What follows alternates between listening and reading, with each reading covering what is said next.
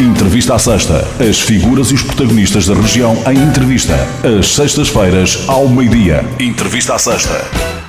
Boa tarde. Começa agora mais uma entrevista à Sexta, numa data especial, Sexta-feira Santa.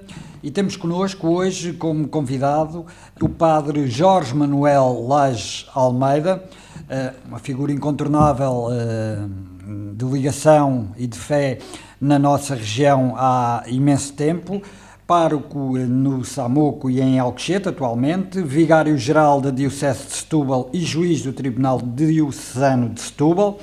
Começou na paróquia da Cova da Piedade por volta de 1989, esteve 20 anos na paróquia de Quinta do Anjo, seguiram-se as paróquias de Samoco e Afonsoeiro em 2010 e mais recentemente a paróquia de Alcochete, que acumula com a paróquia de Samoco. Além de todo este percurso, Jorge Lage Almeida acumulou ainda 30 anos como capelão da base aérea número 6, também como capelão do campo de tiro de Alcochete, além de 3 anos na unidade de apoio geral de material do Exército. Terminou esta sua aventura no mundo militar, chamemos assim, ou digamos assim, entre aspas, como capelão-chefe, e foi ainda vigário judicial e, por fim, vigário-geral nas Forças Armadas e de segurança. De facto, um trajeto impressionante de alguém que partilha a fé com todos nós desde há imenso tempo. Boa tarde, Sr. Padre, seja muito bem-vindo, obrigado por ter aceitado o nosso convite e nesta altura tão especial para todos nós. Começo por lhe perguntar se a tradição da celebração da Páscoa, da ressurreição de Jesus Cristo, ainda é o que era junto dos devotos, ou diluíram-se nos tempos algumas práticas? Muito bem, boa tarde, Mário. Com gosto que estou aqui a prestar esta colaboração e também foi com muito gosto que aceitei este convite, que muito me honra. Efetivamente, hoje é um dia significativo para a Igreja. Sexta-feira Santa é o dia em que o amor de Deus se revela de forma tão pura, tão bela, no sacrifício da cruz, que se antecipou em Quinta-feira Santa com a instituição da Eucaristia, que perpetua este memorial e que antecede a grande festa da Igreja, a ressurreição do nosso Senhor Jesus Cristo, que os padres da Igreja chamavam no início, esses grandes escritores, como o sol da vida cristã. Então, cada domingo é uma pequenina Páscoa, no sentido de que nos reunimos para celebrar este grande acontecimento que inundou de alegria a Igreja e o mundo inteiro e que vivificou as comunidades, no sentido de fazer perceber que aquilo que de mais puro, genuíno e belo há no coração de cada ser humano, que se transforma em solidariedade comportamental, é realmente o amor que temos e que devemos uns aos outros. Efetivamente, a Páscoa teve uma grande tradição ao longo dos tempos e mantém essa mesma tradição. O nervo é sempre o mesmo, Cristo é o mesmo ontem, hoje e sempre. De qualquer dos modos, as práticas religiosas que ao longo do tempo se foram evidenciando e que se traduzem na alegria pascal, com o tempo, naturalmente, foram sofrendo algumas alterações. Desde logo naquele período que todos se habituaram, pelo menos a ouvir, que se deveria cumprir como a abstinência ao consumo de carne. Sim, portanto, a preparar o grande acontecimento da Páscoa, temos a Quaresma, que são 40 dias de exercícios quaresmais, em que, pela prática do jejum e da abstinência, os cristãos se vão preparando para celebrar esse grande dia. A Igreja, ao longo do tempo, na sua pedagogia, como em que foi ensinando os cristãos a privarem-se de alguns bens materiais, partilhando generosamente com os mais pobres, sentindo no corpo esta forma penitencial de chegar à alma, através da abstinência das carnes, que suscitam vícios e que transformam a vida das pessoas, para sentir, efetivamente, a fome daqueles que, privados dos alimentos, precisam da nossa ajuda. Mas, efetivamente, qual é o período? Porque muitos daqueles que partilham da fé cristã cumprem, atualmente, nos dias que correm, apenas essa abstinência na Sexta-feira Santa. Sim. Mas é mais do que isso. É mais do que isso, estão previstos na disciplina da Igreja os dias penitenciais, que são todas as sextas-feiras do ano. O peixe grelhado é símbolo de Cristo crucificado, que nos lembra o grande Sexta-feira Santa, o dia do grande amor de Deus que se derramou sobre a humanidade. E então, para unir os cristãos de uma forma mais vinculada a Cristo, se impôs esta prática, este preceito da tal abstinência das carnes. O jejum reservado à quarta-feira de cinzas e sexta-feira santa, a abstinência todas as sextas-feiras do ano, particularmente na quaresma, nestes 40 dias que antecedem a Páscoa. Portanto, bem diferente daquilo que vamos assistindo hoje em dia, ou seja, já temos aqui uma alteração daquela que era a tradição inicial com a evolução dos tempos. Sim, e, infelizmente são pequenos sinais eu procuro cumprir e dar exemplo e reparo que as pessoas olham para o comportamento do padre. É um sinal para os tempos que correm, mas também os muçulmanos se abstêm de carne de porco, e os judeus, uma questão religiosa, não é? Nós cristãos é-nos pedido este pequeno sacrifício, também como sinal para os outros, que para nós olham, de uma prática que procuramos manter a nível da moral e da ética religiosa que nos obrigamos a cumprir. Efetivamente, hoje em dia, diluiu-se muito esta prática. Antigamente havia a bula, né?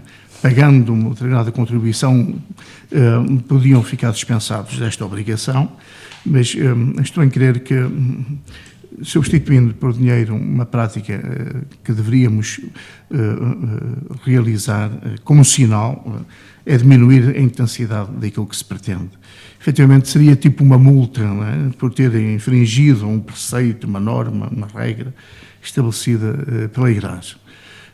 De facto, reparo que já poucas pessoas têm em conta isto mesmo e espiritualizou-se o conceito. O próprio Papa diz que a grande penitência que será mais um coração aberto, um coração que ama, solidário. Efetivamente é aí que se pretende chegar, essa é a alma da norma, mas os olhos também comem e por isso é importante que o cristão manifeste a sua fé também nestes pequenos atos comportamentais. E a festa da Páscoa é uma festa extremamente importante e diferenciada de todas as outras, aliás, porque, pelo que sei, acaba por definir, por marcar todas as outras festas que vão acontecendo, julgo que à exceção do Advento no mundo católico. Sim, a Páscoa realmente é o sol da vida cristã, o Natal seria a lua. Nós privilegiamos mais o Natal porque é o espírito de família em vez da Páscoa, mas a Páscoa de facto é a raiz da nossa fé cristã, é o grande acontecimento que marcou o mundo, que moldou a história, que projetou a Igreja e que nos faz, olhando para o grande exemplo do nosso Senhor Jesus Cristo, querer como Ele na história, transformar o mundo, a vida, tornando-o interessante, valorizando cada homem como um sacrário de dignidade e procurando realmente realizar no mundo aquilo que é o plano de Deus, que é uma verdadeira antropologia do amor, no sentido de, como disse o Santo Padre, olhar para as pessoas de alto para baixo, só para as levantar, não para as fazer cair. Isto é, com humildade, sentimos irmãos nesta grande família que formamos. Daí a encíclica que o Santo Padre recentemente publicou, Fratelli Tutti, todos irmãos, não é? Uma das coisas que faltou à Revolução Francesa, não é? Que apostava na fraternidade, na igualdade, Então, este nervo, esta outra, liberdade, igualdade e a fraternidade, a liberdade e a igualdade proclamam-se, a fraternidade, naturalmente, a Igreja tem o dever de ampliar e fazer conhecer. O que é que preparou de especial para as Eucaristias que tem pela frente para este período, este ano? Sim, este ano, de facto, conto com uma nova comunidade, cheia de fé, de amor a Deus, que muito me honra, a comunidade de Alcochete, em relação à comunidade do Samuco, já conheço há 15 anos, gente boa, gente sã, gente amiga. Naturalmente, a grande preocupação é sempre procurar fermentar na vida da Igreja, lavedar estes valores que incrementamos. Eu gostaria de implantar aqui nas comunidades aquilo que se faz no Norte e que marca a história da Páscoa, aquilo que se chama o compasso, a visita pascal, a visita à casa das famílias, estar com as pessoas. Eu gostei muito de fazer esse trabalho quando era seminarista e ficou-me gravado na alma. Infelizmente, como parco, não consigo sair e realizar essa missão. Tentei implantar nas comunidades onde estive, consegui uma vez ou outra, com uma família ou outra, realizar esta alegria pascal que se espalha pelas casas das pessoas e pela união das famílias que se consegue nestes dias. No Norte está muito enraizado e implantado. Nós aqui não temos muito esta prática. De qualquer dos modos, pois, tentar, assim, sensibilizar as pessoas no sentido de se unirem cada vez mais como família que são, sentindo a ternura e o carinho, sentindo que amam e são amados e que são reconhecidos como pessoas que são. De facto, a ressurreição, a Páscoa, é a festa da alegria, que cimenta uma vida nova, que transforma as pessoas, e nesse sentido, pois, além das celebrações, da obediência às celebrações que são devidas em cada comunidade, desde lavar os pés, como sinal de fraternidade e serviço, como celebramos a Quinta-feira Santa, o amor derramado em Sexta-feira Santa, a alegria da Páscoa, no Sábado Santo, na Vigília Pascal e domingo de Páscoa, estarão enriquecida com a presença do nosso Cardeal do Américo, que vai presidir as celebrações, quer em Samuco, quer em Alcochete. No domingo? O bispo da nossa diocese, o bispo de Setúbal, é uma figura carismática, simpática, singular, tem uma capacidade de trabalho incrível e que, naturalmente, atento a todos os pormenores, vai tentando, assim, com a sua presença, também com a sua dinâmica de pastor, vai incentivando as comunidades na vivência cada vez mais profunda desta fé da Igreja a que nos orgulhamos de pertencer e de proclamar. Então, concretizando a nível das comunidades, nesta Páscoa, pois valorizarei as Eucaristias, presididas desta vez por sua eminência reverendíssima, o Sr. Cardeal Dom Américo, e naturalmente com as comunidades fortaleceremos ainda mais os grupos sociocaritativos que temos quer no Samuco, quer em Alcochete, de forma a que ninguém fique privado dos bens materiais para que possa celebrar a Páscoa de uma forma mais digna, mais autêntica.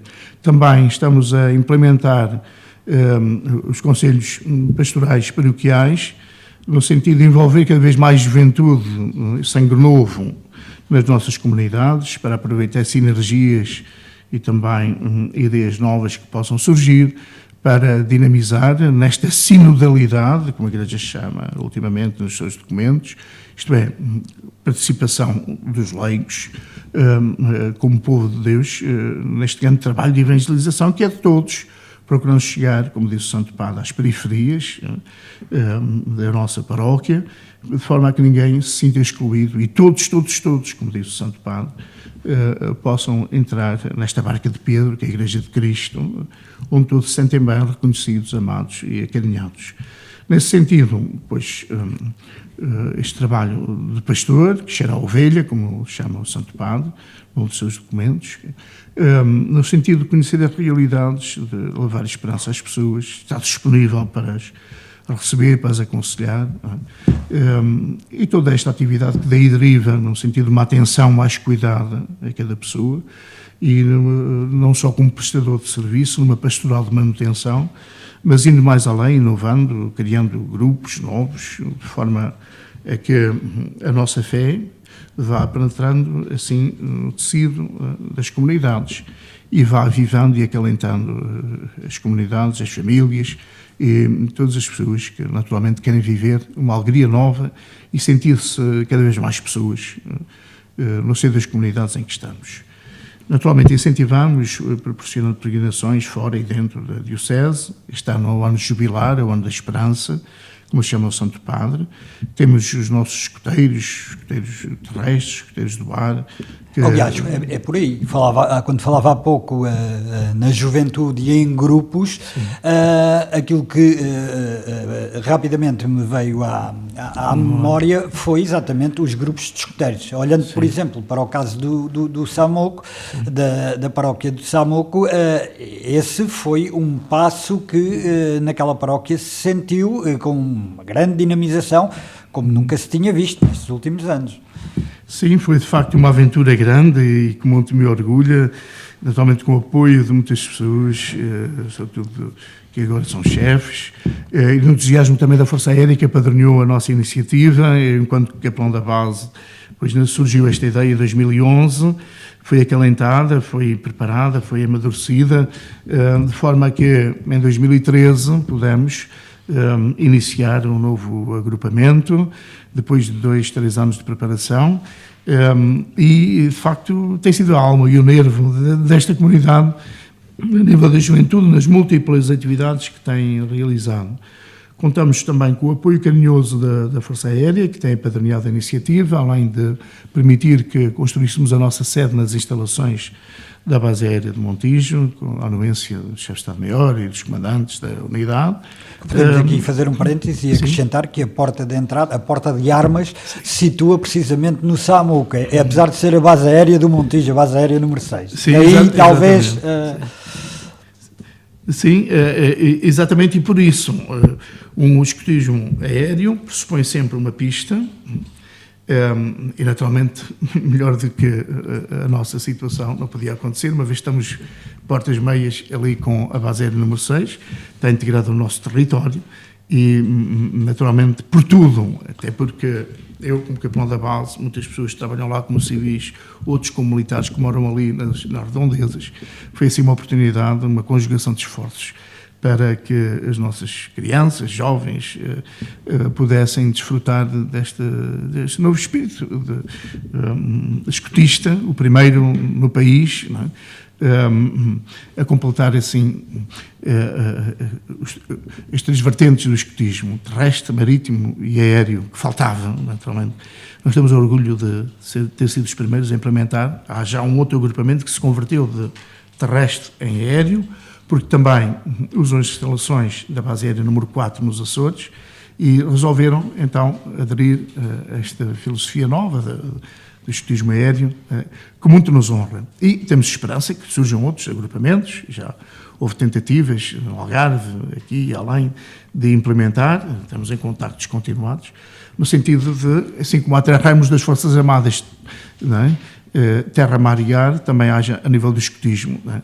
Os terrestres, os marítimos e os aéreos que faltavam e que agora já temos. Quer dizer que o escotismo de Samoco é pioneiro nessa área? Sim, é pioneiro, fomos nós que começamos, com a anuência também do comandante da base, que nos prestou alguma ajuda, e dos comandantes sucessivos que nos têm ajudado, mas naturalmente surgindo ali esta ideia na comunidade, com pessoas que se dedicam de corpo e alma, gastando os seus tempos livres em favor da formação das nossas crianças e jovens, o que tem sido uma mais-valia na pastoral e na dinamização desta comunidade. O senhor, com décadas de experiência, de participação naquilo que é a prática da fé religiosa cristã, como é que definiria hoje aquilo que é a vida de uma paróquia? Até porque já passou por várias. Sim. Sim, a vida de uma paróquia manifesta-se. Eu penso que há duas coisas que são muito importantes de uma paróquia e que porventura passam um bocadinho ao lado. Não é? É mais fácil olhar para o que se vê, um centro paroquial que protege os mais débeis, Um grupo sociocaritativo que funciona de forma escondida, como que topeiras humanas, escondidamente a fazer o bem das comunidades. A caridade, como diz um bispo francês, fecha os olhos e abre as mãos. E um grupo sociocaritativo é as mãos do coração de Deus, que de forma invisível vai procurando os mais débeis, de forma a que ninguém se sinta excluído, mas integrado dentro das comunidades e ninguém passe mal privações por nossa causa. Nesse sentido, hoje está a acontecer no Samuco e acontece em Alcochete, que grupos sociocaritativos se juntam, todos os dias vão amealhando aquilo que os centros comerciais, os hipermercados nos vão dando. Sim, centros comerciais, podemos centros chamá-los. comerciais também, exatamente, para, como sobras para irmos alimentando aqueles que mais carecem. Isso deu uma honra e uma alegria muito grande. Ali no Samuco já haviam o esboço do grupo sociocaritativo, depois em 2011 começámos, institucionalizámos, tornámos independentes e tem um grupo de moção muito bom, que até já serviu de modelo para outros que ali vêm beber e de exemplo para a nossa diocese, de uma forma organizativa, porque conseguimos reunir militares e civis que pertenciam às unidades e que davam ainda um bocadinho mais do seu tempo e da sua organização a esta equipa ali no Samuco. Em Alcochete há uma tradição mais antiga, naturalmente é o Sr. Engenheiro Domingos e outras pessoas que o assessoram, Graça Santinho e outras pessoas que o assessoram no sentido de fazer chegar aos mais carenciados todas as semanas cabazes de secos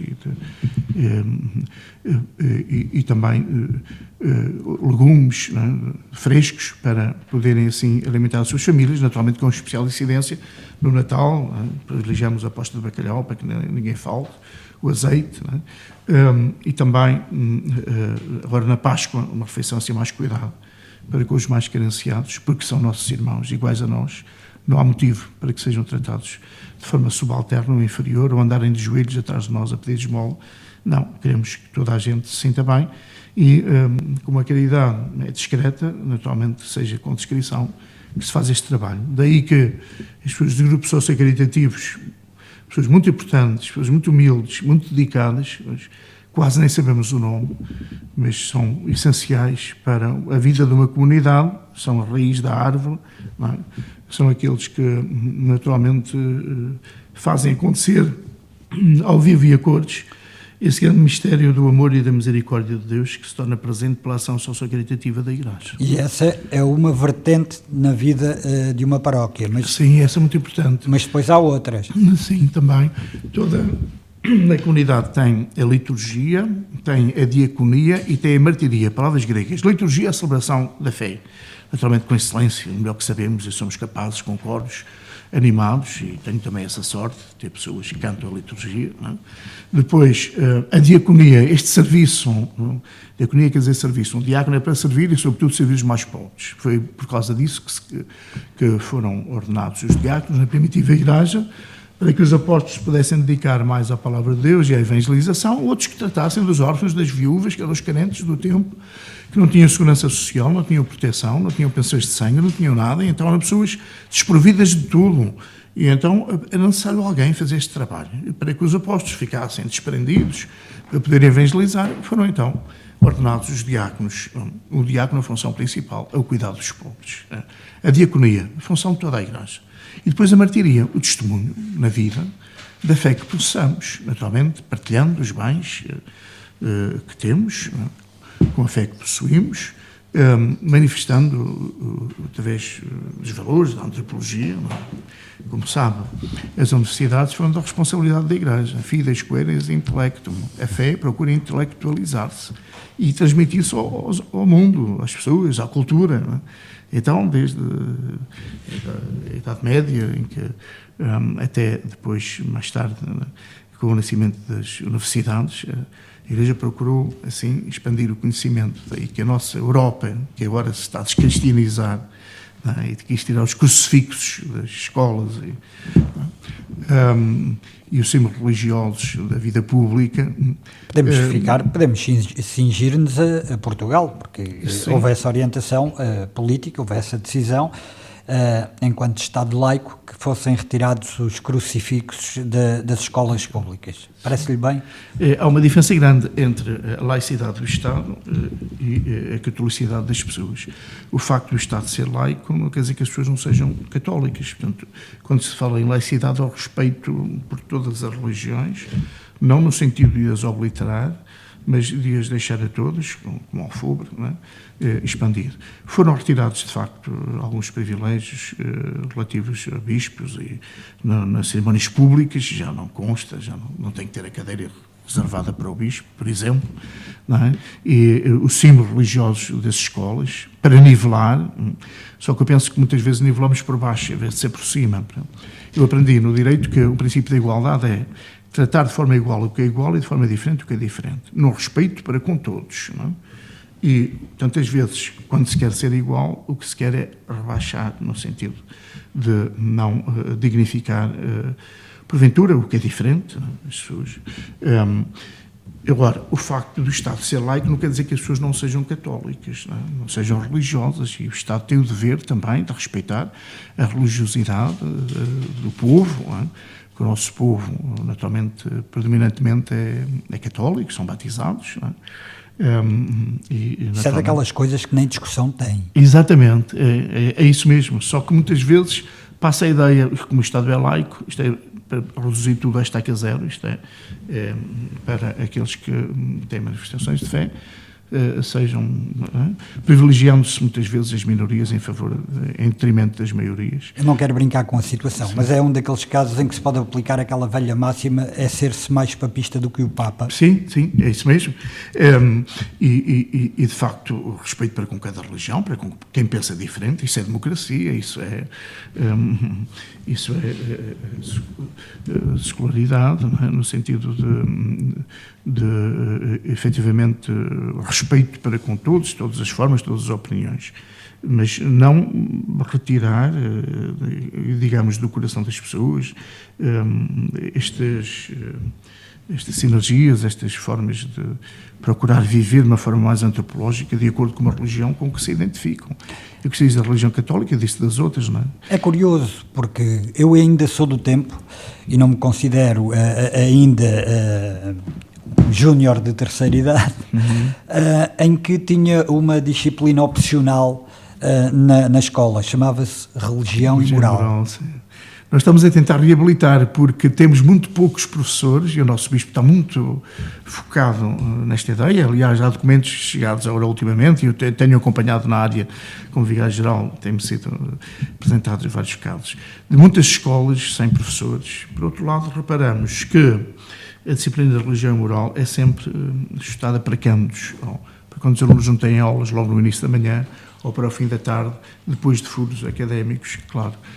Mais fácil é não ter nada para fazer do que estar empenhado, e nota-se que há pouco interesse institucional, digamos, por cuidado para com esta disciplina, que pode ser tão importante no sentido de valorizar, porque a religião e moral não é catequese é nas paróquias. A religião e moral são valores antropológicos que se vão disseminando pela sociedade. E desde logo o respeito pelo próximo, não é? A começar, sim, desde logo por aí, e numa altura em que vemos a violência escalar vertiginosamente entre jovens em contexto escolar. Isto dá que pensar também, ou não? Sim, é um facto. A violência, é um tema que me é caro, eu estou a tratá-lo em outras dimensões. A violência surge no coração do homem como uma erva daninha que é preciso todos os dias mondar. Como digo, dentro do homem há um instinto de destrutividade e de construtividade, e a destrutividade começa pelo próprio e depois esvai nos outros, e vemos isso, quer na América, onde as armas são comercializadas, tantas situações tristes de pessoas que, revoltadas consigo, matam os outros, não é? Como vemos aqui entre nós, que está a surgir cada vez mais esta violência que se cultiva, quer no namoro, quer fora dele, quer nas escolas, este bullying, não é? Que, como assim se chama, bullying, no sentido de força que se exerce sobre os outros, no sentido de diminuir, de os abocar, de os fazer sentir menos pessoas, precisamente por falta de valores éticos, morais, de que precisamos. Até as leis têm que ser éticas, se não forem, naturalmente, não são têm que ser abrogadas, porque não faz sentido. Toda a lei não pode ser imoral, não pode ser, tem que corresponder a uma determinada ética. Então é preciso, naturalmente, como dizia lá o mestre ao seu discípulo, dizia-lhe o mestre: olha, dentro de cada homem há dois lobos, o lobo bom e o lobo mau. Então qual é que vence? Perguntava o discípulo. Ele disse: olha, o que tu alimentares. Se alimentares a bondade que há em ti, serás um homem bom. Se alimentares a maldade que há em ti, serás um homem mau. Por isso, formar os nossos jovens, as nossas crianças, aprender também a dominar a frustração. Na psicologia a gente aprende que o jogo é importante, não só para ganhar, e toda a gente quer, perder nem feijões, não é? Dizem os jogadores, e até mesmo custa, não gosto de perder, naturalmente. Mas é preciso também saber perder, não é? Aprender a saber perder, não é?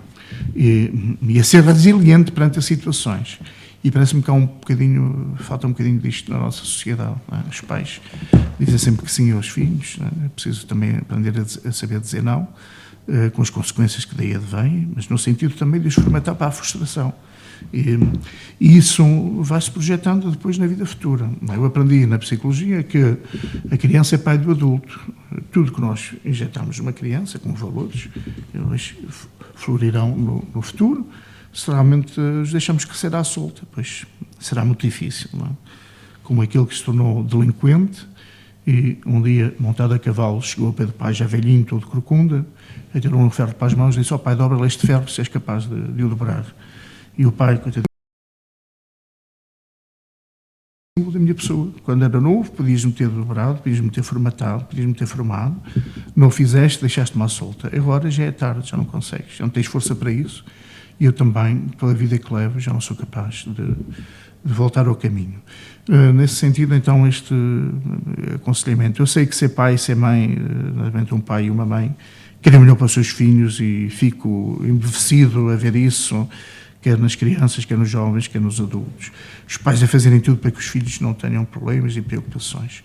Mas é preciso, como no reino animal, é preciso que os progenitores formem as suas crias, no sentido, crianças, no sentido, no bom sentido da palavra, isto é, para a transformação interior, para não se deixar ir abaixo. Lembro uma história de um general que perdeu uma batalha, e então, muito zangado consigo mesmo, foi para dentro, uma formiguita que subia, caía.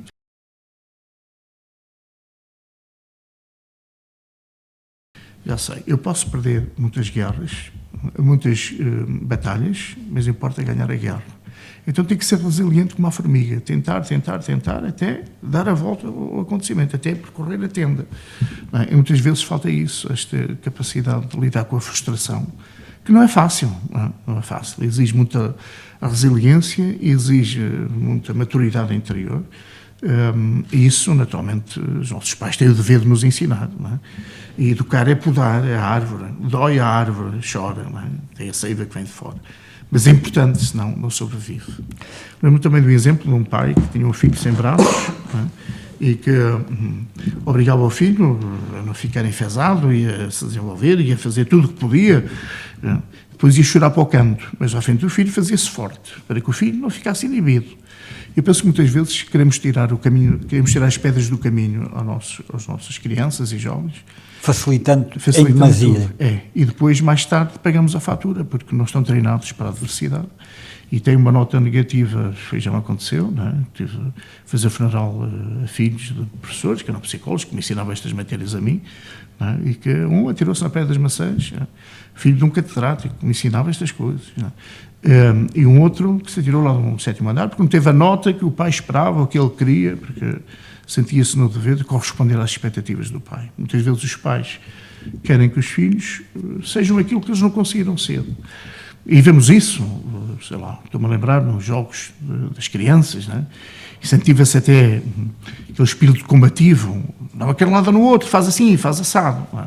Ou levamos para a bola e começamos a dizer palavrões ao árbitro, mas isto, mas... E a criança está a ver tudo. Competitividade exacerbada. Exatamente. E isso Ganhar leva... a todo o custo. Exatamente. E isso leva depois a falta de moral, de ética, que depois se vê a nível internacional, como está a acontecer. Não é? E, portanto, é ganhar a qualquer custo, ainda que subverta a moral e a ética e os valores. Isso não é importante. O importante é a economia, como o Santo Padre chama, uma economia que mata, no sentido que os valores ficam para trás, e portanto é o lucro, e as pessoas não contam, como no tempo de Dom Manuel Martins, o bispo que me ordenou, por quem tenho muito respeito e muito orgulho em ter sido ordenado por ele. Aliás, sou padre de Setúbal por causa dele. Dom Manuel Martins, uma excelente figura, carismática e um amigo com A grande que eu tenho gravado dentro da alma. O que é que recorda de Dom Manuel Martins, também conhecido como Bispo Vermelho? Bispo Vermelho, exatamente. Era um homem de Deus, muito honesto, muito amigo das pessoas. Mesmo quando tinha que as contrariar publicamente, naturalmente era amigo deles. Um homem coerente, consistente, conhecia-o privada e publicamente, e o que era por trás era pela frente. Um homem muito honesto, com um grande amor aqui à nossa Diocese de Setúbal, e com um grande sentido de humanidade. Olha, eu transportei muitas somas, quantias enormes de dinheiro para pessoas que ele mandava levar, quer da paróquia, quer fora dela. Pessoas que estavam em aflição. Muita gente não sabia disto, mas ele fazia caridade às escondidas. E dizia-me, olha, recebo muito dinheiro daqui, da além, da Alemanha, do Porto, daqui, não sei quantos, empresários que me dão, precisamente para eu ir distribuindo pelos mais pobres. Eu próprio recebi dinheiros para a construção das igrejas, do Barão de Chão, dos Olhos d'Água, foi generoso também comigo, e dizia-me, olha, discretamente vais levar esta pessoa ou aquela, não é? Tenho muito orgulho em poder falar dele e ter sido ordenado por ele. E depois fez uma coisa muito bonita, sabe? Nós padres temos muito orgulho em celebrar no Santuário de Fátima, na Capelinha das Aparições. Naturalmente, a imagem de outros colegas também quis e marquei. Fui ordenado a 4 de junho de 89. No dia 5, às 5 da tarde, estava a celebrar a missa na Capelinha de Fátima. Primeira missa. Bem, no momento de distribuir a comunhão, aparece um bispo ali e eu assim, fiquei sem palavras. Habitualmente os bispos não vão, não acompanham os padres. E eu fiquei sem palavras. Se eu tivesse visto, naturalmente bloqueava, não era capaz de dizer nada, porque foi uma emoção tão grande e tão bonita. Depois tive a honra, a alegria de ele ter casado a minha irmã, foi à minha terra de propósito, ser amigo dos meus pais, da minha família, e ir à minha missa nova. Habitualmente os bispos não vão à missa nova dos padres. Missa nova não foi ao momento da celebração, caso mais tinha que ser ele a presidir, tinha mais patente do que eu, ou ficaria com as vestes estalares na Assembleia, né? Teve esse cuidado e essa caridade e esse carinho, não foi, mas foi ao almoço da minha missa nova. E escreveu um texto muito bonito. Sabe que nós padres, quando nos ordenamos, também temos um bolo como os noivos no dia de anos, não é? Não será tão grande, mas é uma coisa assim também significativa. E tinha uma fitazinha, e ele escreveu lá uma frase que ele encontrou, numa das igrejas por aí, atribuída depois, vinha ser mais tarde, a Madre Teresa de Calcutá. Escreveu assim: Padre de Deus, celebra a tua missa como se fosse a primeira, a única e a última.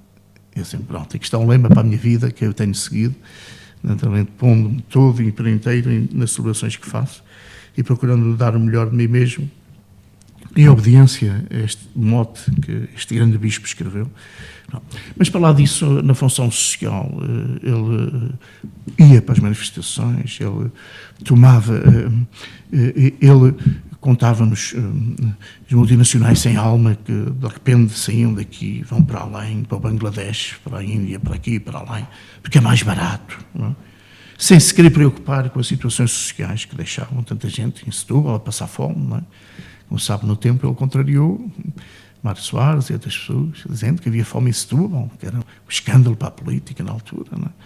Ele não quis saber disso e foi em frente e notabilizou-se por isso mesmo, como um homem de fé profunda. Coragem também. De coragem, exatamente. Um homem corajoso, que tinha em conta o povo que lhe tinha sido confiado, a quem amava profundamente, e naturalmente os comportamentos tinham que ser derivados daí, de um grande amor a Deus que ele tinha, de um homem de oração, um homem de fé, Depois, em tudo que dizia, eu bebia-lhe as palavras, e o povo onde ele ia, as comunidades que eu tive, foi muitas vezes, naturalmente, era uma presença sempre simpática, sempre amiga, sempre, né? Fazíamos empatia com ele, porque ele realmente era um homem de Deus.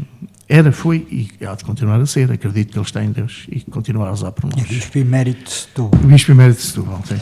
Eu tive a alegria dele me ter respondido a uma carta que lhe escrevi já nos últimos momentos de vida, né? E guardo essa carta com muito carinho, com muito respeito. E estive no funeral dele e levei o caixão dele aos ombros, juntamente com outros colegas, né? Lá, onde o Dom Américo, nosso bispo, era vigário-geral da Diocese do Porto e era o cerimoniário lá era o mestre de cerimónias lá do funeral do Dom Manuel Martins. E lembro-me que foi muito simpático comigo, porque eu atrasei-me um bocadinho, não consegui chegar à hora exata, já tinham fechado o caixão, e eu disse, olha, por favor, fazia gosto que me deixasse despedir do Dom Manuel, foi ele que me ordenou, e é meu amigo pessoal, e ele foi carinhoso, o nosso bispo foi muito carinhoso para comigo, e deixou que eu me despedisse dele, e devo-lhe esse favor. Mal eu sabia que ia ser depois meu bispo, que ia ser bispo, que ia ser meu bispo e que ia ser cardeal, né, o nosso bispo. Ora, cá está. A ligação a Setúbal de Dom Américo Aguiar começou muito antes, ainda antes de sequer alguém ter pensado em colocá-lo à frente da Diocese de Setúbal. Uma história curiosa, muito agradável, mas traz-me à memória uma curiosidade que eu há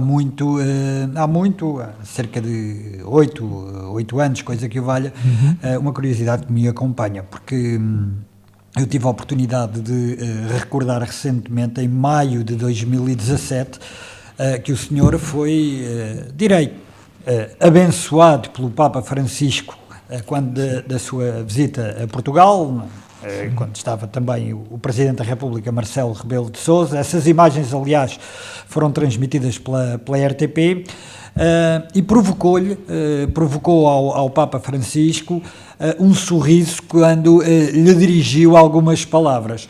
E eu sempre tive a curiosidade, e penso que muita gente também terá ficado com a mesma curiosidade do que eu. Ainda se lembra do que disse a sua eminência ao Papa Francisco que lhe tenha provocado esse sorriso rasgado? Sim, de facto já tinha recebido o Papa Bento XVI ali no aeroporto militar da Portela, e cumprimentei à maneira militar, fiz continência e apertei-lhe a mão. Também foi simpático na altura. Depois, quando foi em 2017, eu era capelão da base e naturalmente tive o privilégio de poder ir a Montreal assistir à despedida do Papa, que ia depois entrar no avião e voltar para Roma, quando a canonização dos pastorinhos. Do Papa Francisco. Do Papa Francisco, exatamente. E então foi quando o Papa estava a despedir, né, fizemos um cordão a nível militar, e depois, quando chegou a minha vez, eu assim, eu não vou cumprimentar o Papa com continência, isso é para os militares. Eu sou capelão, tenho que beijar a mão ao Papa. Como está a ver, o nosso boné tem uma pala, e eu beijar a mão ao Papa, a pala do boné tocou no braço dele e captou. Captou o boné. Captou o boné, exatamente. E, entretanto, o Papa foi muito carinhoso comigo, porque não deixou que o boné caísse. Amparou com o braço. Pode ver no braço, ele amparar o boné. E então, eu achei muito agradável aquele gesto, foi muito bonito, tocou-me profundamente, porque pronto, podia ter, não é? Naturalmente, era uma pessoa importante, não tinha nada de estar a ser cuidadoso comigo, e foi, de facto, foi muito simpático. Sorriu para mim, no sentido de dizer quase, prepara-te que és o próximo. não disse isso. Mas foi um gesto de muito carinho, muito simpático mesmo, sem palavras. Testemunhou aquilo que ele é. É um homem bom, um homem simples, um homem dado, um homem carinhoso, um homem que é atento. Naturalmente estava cheio de protocolo ali à volta. Muita gente importante é que é dar atenção, e foi carinhoso comigo, e esse gesto tocou-me profundamente. Mas o mais engraçado é que eu pensava que ninguém tinha visto. Eu fui à boleia com o meu sobrinho, foi também a minha irmã, e disse: olha, aconteceu uma desgraça mas ninguém viu, tive sorte, porque eu não via as câmaras no ombro dos jornalistas, não havia câmaras, havia aquelas câmaras pequeninas que eu não sabia que estavam, não é? No lugar onde eu estava. Portanto, cheguei ao carro e disse assim, olha, aconteceu-me uma desgraça, mas olha, tive sorte, ninguém viu, dei para um bocado, estavam os comandantes todos militares a ligar-me, as pessoas todas, pá, então o que é que aconteceu? O quê? Vocês viram? Vimos em direto e tal.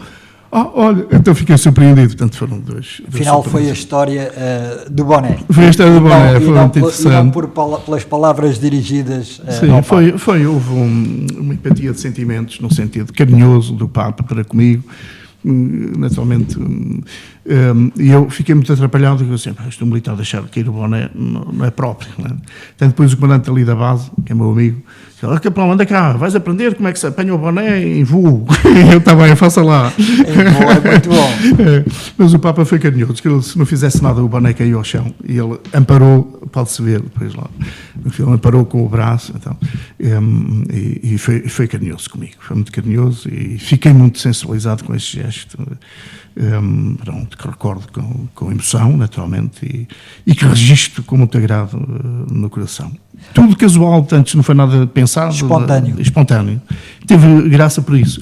Porque eu vi um colega meu, que era o capelão-chefe na altura, e então, quando me aconteceu isto a mim, ele espetou o boné, parecia um bagageiro de Santa Apolónia, daqueles bagageiros antigos, espetou o boné para o boné dele não cair. Eu disse, olha, pronto, é que eu não fiz.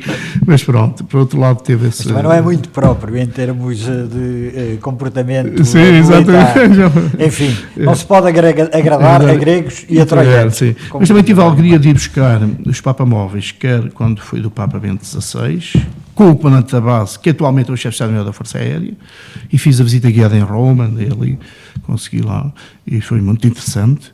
Depois, em 2017, fomos ao aeroporto Fiumicino, de Roma, buscar o Papa Móvel com que o Papa Francisco se deslocou a Fátima, e depois, nesta última visita do Papa para as Jornadas Mundiais da Juventude, também tive a alegria de ir lá.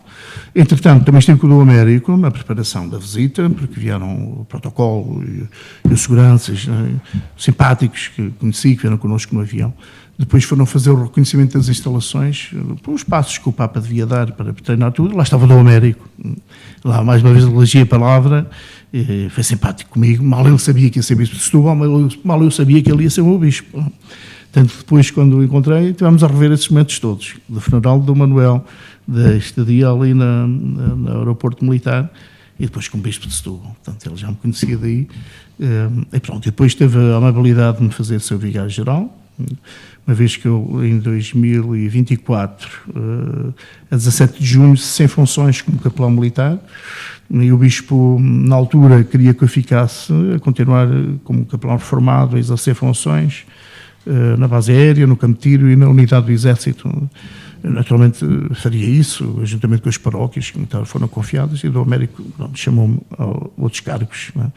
Disse-me que tenho a intenção de fazer vigário-geral, portanto fiquei dispensado desses serviços.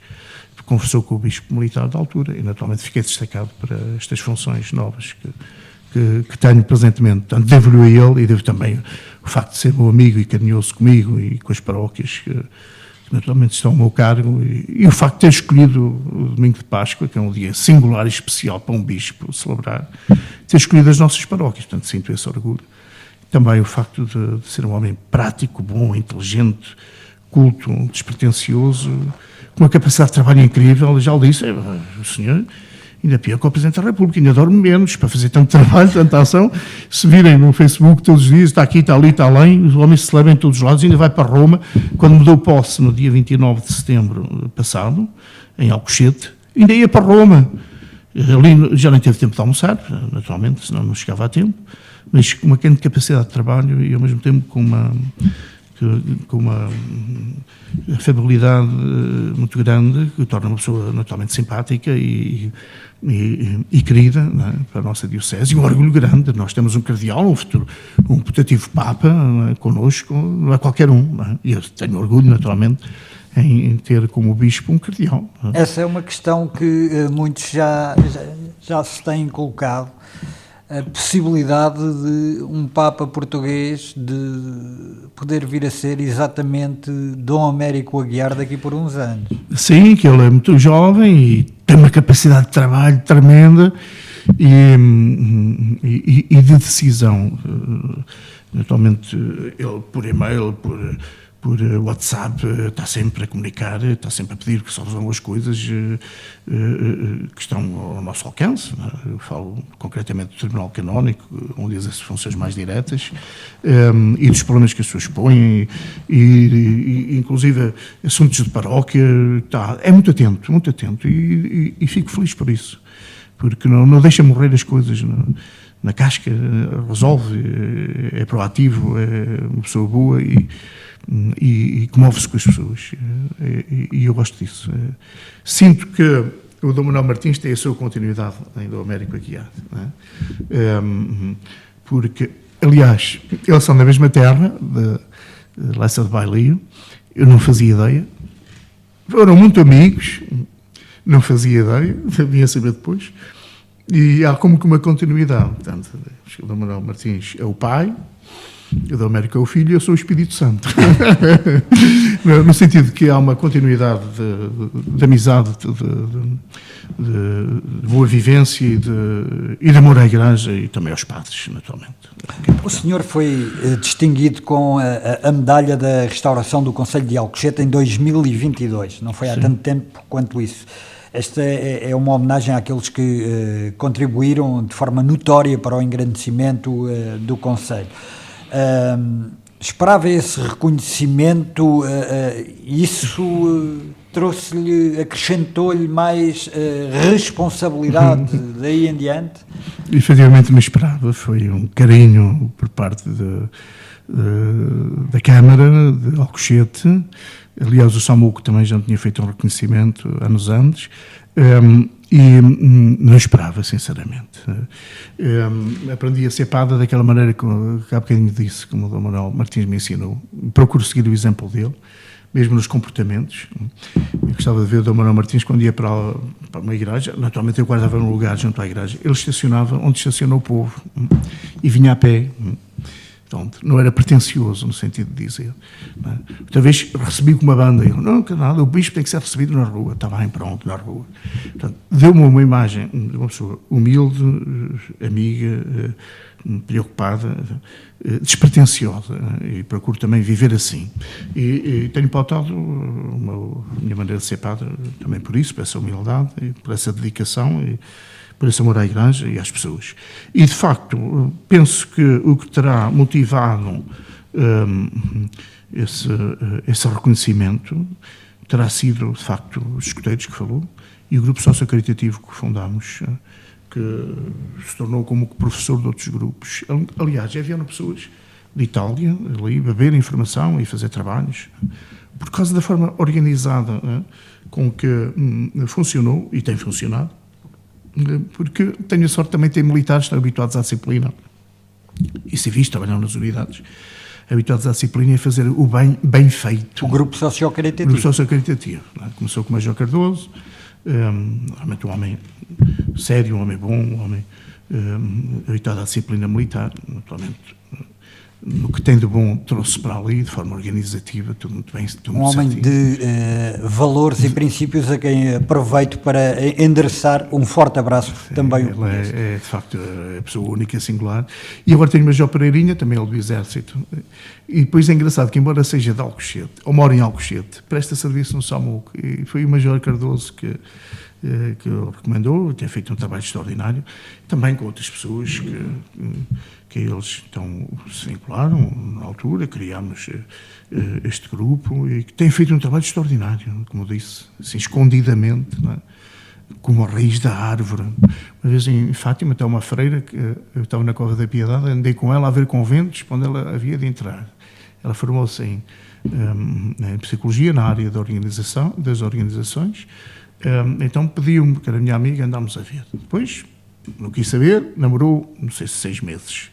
E depois decidiu ir para o Carmelo, em Fátima. E eu disse, que engraçado. Então um dia fui lá visitá-la e a irmã que faz a ligação ao exterior, há uma irmã que faz a ligação, os outros estão lá dentro recolhidamente, dizia-nos assim, nós aqui somos como a raiz da árvore. Estamos escondidas, mas não estamos inativas, não é? A rezar pelo bem da Igreja. Naturalmente, quem está fora, não é?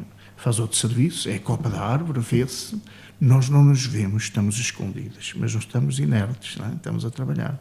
E gostei muito dessa imagem, que é muito bonita, não é? Porque as coisas que, nem tudo o que não se vê, muitas coisas que se não vêem, como o amor, sei lá, as coisas importantes, os valores, não é? Eles projetam-se fora, na exterioridade do nosso comportamento, do nosso corpo, do nosso pensamento. Não é? E por isso dá tanto gozo falar com pessoas destas, porque têm presença de Deus, têm profundidade e são uma afabilidade extraordinária. Por isso, então, este grupo, naturalmente, embora de forma escondida, discreta, porque eu próprio tenho vergonha de enfrentar um pobre, porque sinto a vergonha dele, sinto a vergonha que ele tem, em ter que estar a submeter, a pedir. Ninguém gosta, não, ninguém gosta, e eu também não gostava se estivesse na situação deles. E por isso, nós não sabemos o dia da manhã, se um dia somos nós a estar naquela situação, mas não é só por isso, por uma questão de interesse, é uma questão de amor, ternura, não é? Porque é que uma pessoa me há de ser inferior, ou porque é que eu ia tratar diferentemente, ou se ela me é igual, não é? Lá vem o princípio da fraternidade, que é a Revolução Francesa, a liberdade, a igualdade, e a fraternidade. Foi o Papa agora que levantou a lebre. É? Falta isso, a liberdade e a igualdade já estão proclamados nos livros, nos códigos, no direito, se estabeleceu a nível da Europa, no mundo todo ainda não é assim, infelizmente, esperamos que venha a ser. Mas a fraternidade, somos irmãos iguais, no suporte com um irmão meu de sangue que vive mal. Tem que o ajudar para viver bem. Tem que ser um igual a mim, não pode ser um inferior a mim, não pode andar aqui como cãozinho atrás do dono ou de joelhos diante de mim a pedir-me aquilo a que tem direito. Não, esta é a filosofia da Igreja, também é a minha filosofia. Caminhamos a passos largos para o final desta nossa entrevista. Eu gostava de aproveitar os poucos minutos que nos faltam para lhe pedir uma leitura ao atual contexto em que vivemos, quer internamente com grande instabilidade governativa, marcado por crise, uma crise sem precedentes na habitação, diria eu, nos cuidados de saúde, por exemplo, e também externamente, ou seja, no plano internacional, com uma guerra comercial agora a evidenciar-se cada vez mais, além dos conflitos armados que, lamentavelmente, já se conhecem e que continuam. Sim. Sou muito sensível ao problema da guerra. Eu sou pela paz, como diz a Igreja, não uma paz de braços cruzados, uma não violência inativa, mas de uma violência ativa, à maneira de Gandhi. É isso que a Igreja proclama. Por isso a Igreja conta um pacifismo que não resolve nada, mete a cabeça como avestruz, mete a cabeça na areia. Não, é uma paz, uma não violência ativa. Fazer porque há justiça, porque a guerra entre muitas coisas, muitas causas, que estou a estudar essas matérias e sou muito sensível porque fui capelão durante muitos anos e sempre tive estas dúvidas dentro da alma, sempre quis saber qual é a origem da violência, porque é que as pessoas são violentas e quais são as causas da guerra, além dos interesses, dos hidrocarbonetos. Há de reparar que um país que não tem nada, não vai fazer guerra num país que não tem nada. Mas os países que têm recursos naturais, naturalmente, são apetecíveis, são cobiçados. Não é? E por isso, estas guerras comerciais que se estabelecem, não é? Este querer, e até montar para proteger esses bens, não é? E depois estas formas, não é? Nós sabemos que os exércitos combatem, as hordas são desorganizadas. Não é? Víamos a Wagner ali quando desta guerra entre a Rússia e a Ucrânia, não é?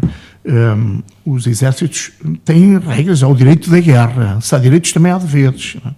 Nós sabemos pelas convenções internacionais que é preciso respeitar, não se pode exibir um preso todo desfigurado. Isso vai contra a Convenção de Viena e outras que estão consignadas, que nós estudamos no direito internacional. E porventura há respeito, porque quanto mais medo eu meter ao outro, tanto melhor. Por isso é que nas paradas militares, nos dias dos países, vemos na Coreia do Norte, vemos na Rússia, vemos em Portugal, em todo lado, não é? O desfile militar, isto é, não te metas comigo, olha que eu tenho um poderio militar muito grande. E esta corrida aos armamentos, não é? a corrida aos armamentos para mostrar força, para meter medo aos outros. Mas o grande problema que está subjacente, portanto, é o lucro fácil, rápido. Então, enquanto os exércitos realmente combatem, isto é, têm regras, é o direito da guerra, há, porventura, este jogo sujo a que estes grupos privados não estão vinculados, não é? Que chamamos, esse tipo Wagner, estou-me a lembrar agora, entre outros, não é? Estas milícias, não é? Funcionam de forma desorganizada e não têm responsabilidades a nível dos tribunais internacionais e por isso matam, esfolam, fazem, torcidam. E depois nós sabemos que a guerra embriaga e mostra o que a pessoa tem dentro. Não é? A pessoa que é instintiva, que é má, naturalmente mata com requintes de malvadez. Não é? Destruir o outro, tudo isto vem ao de cima, quer em stress, quer em guerra. Tudo isto é natureza humana. É natureza humana, e tudo depende do que está lá dentro, não é? E reflete-se também daqueles que têm a responsabilidade de gerir o futuro de todos nós, sem os dúvida, decisores políticos. Sem dúvida. Deixando de lado agora os grupos armados, privados, as milícias, etc. Em pleno século XXI. Em pleno século XXI. E depois, a maquinização da guerra, agora os drones, os mísseis. Um drone faz o que lhe mandam, ele não pensa. A robotização da guerra, não é? Há um artigo muito interessante sobre isso, sobre a robotização da guerra. Enquanto que um ser humano, diante de outro ser humano, se calhar ainda hesita se o mata ou não. Ou só o mata em aflição. Mata-o para não ser morto. Um robô não tem sentimentos. E por isso, quando se fala da robotização da guerra, é isto. Envia-se uma máquina que destrói. Havia um comandante militar que fez, compreendo que eles estão no outro plano, que não no meu, não é? A Igreja é contra a corrida armamentista, não é? Contra a dissuasão, não é? No sentido de que quanto mais eu me armo, mais possibilidade tenho de usar em perigo de aflição. Se eu tiver uma arma ao pé de mim quando estou em aflição, naturalmente vou utilizá-la. Se eu não a tiver, não a uso. Não é?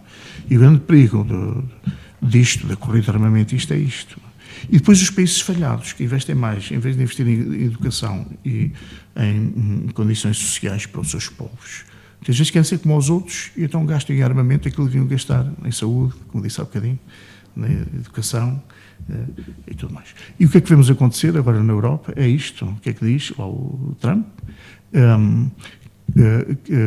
A NATO, as pessoas devem subir os seus orçamentos, porventura para 5%, colaborarem no sentido de se armarem cada vez mais para se defenderem. E a Igreja, naturalmente, professa outra coisa, vai noutro sentido, no sentido de desarmar para não correr o risco de ter que utilizar tudo isto que é força militar para implantar suas ideias. A Igreja é pela diplomacia, não? As pessoas sentam-se às mesas das negociações, de resolver os problemas de forma muito humana e não através da violência. Nós conhecemos um autor chamado Clausewitz, que se estuda nas relações internacionais e que fez um tratado da guerra, muito estudado, que diz o que é política, o que é a guerra é a política por outros meios. Muito obrigado, Sr. Padre Jorge Lages Almeida. Foi mais uma entrevista à sexta, uma sexta-feira especial, uma sexta-feira santa, como esperamos que venham a ser todos os dias do ano. Regressaremos na próxima semana. Até lá, tenha a continuação de uma ótima semana. Entrevista à Sexta. As figuras e os protagonistas da região em entrevista. Às sextas-feiras, ao meio-dia. Entrevista à Sexta.